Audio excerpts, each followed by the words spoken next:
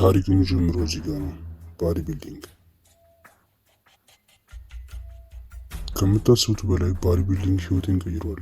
አይናፋርነት፣ ፍርሃት፣ ህመም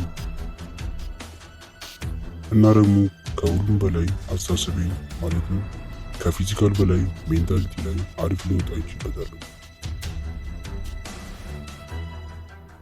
ባዲ ቢልዲንግ ግን አንድ ነገር ያልተፈታ ነገር አለው። ወሬ፣ የሰው ወሬ።